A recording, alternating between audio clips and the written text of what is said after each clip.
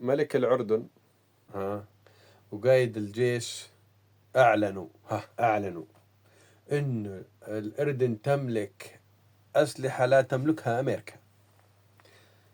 يعني إن مصانع إحنا يا زلمة، إحنا كبيرة نصنع علكة شعراوي يا خلو، وسكوت بدري يا خلو، وهذول الفلسطينيين يختلف عليهم. يا زلمة إحنا حتى مصنع الخمرة مات منه الناس، شباب البلد ماتوا، اللي ما انطاهم عبد الله عطوة يتوبوا، وانت تعلن انه عندك اسلحه لا تملكها امريكا. اذا ما امريكا اورور هان هيك شو يا عبد الله، شو هالتصريح هذا؟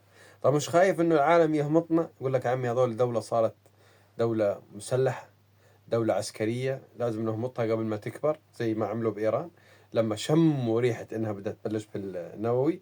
ولا لا يكون عندنا احنا، يكون عندنا منوي؟ لا عبد الله أشقر بعدين معك. شو عندنا منوي معناش خبر؟ يعني إحنا الشعب آخر من يعلم؟ إحنا عندنا منوي وإحنا معناش خبر؟ لا يا عبد الله والله ما حبيتها منك.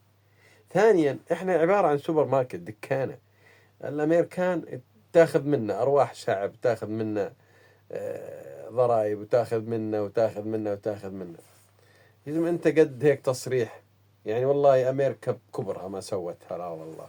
إذا ما الدولتين اللي قدرن ينفذن من رادارات أمريكا اللي هم الباكستان والهند، وأعلنوا أنهم دولة نووية، وأنت جاي تقول أنا أملك أسلحة لا تملكها أمريكا. إذا ما أمريكا يقول لك الآن صافنة، تقول حرثون عصفاها، تقول لك إيش هذا التصريح اللي عبد الله طلع فيه؟ إذا ما أمريكا متفاجئة، إذا ما شو قوة قلبك تطلع هيك تصريح؟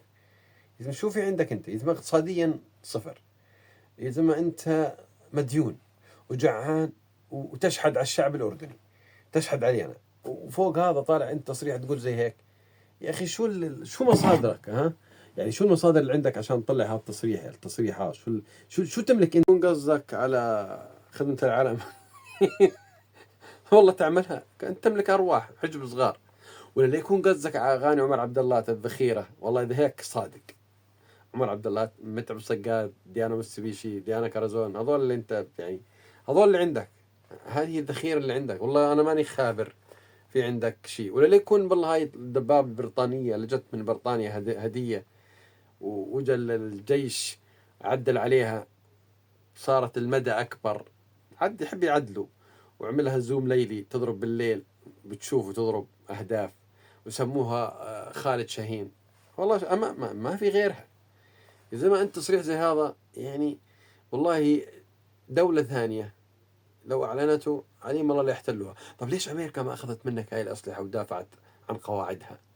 ليش أمريكا صديقتك ما أخذتها ودافعت عن إسرائيل؟ شو يا عبد الله، شو يا أصغر؟ والله ما أنت قليل، والله يا أصغر ما أنت قليل.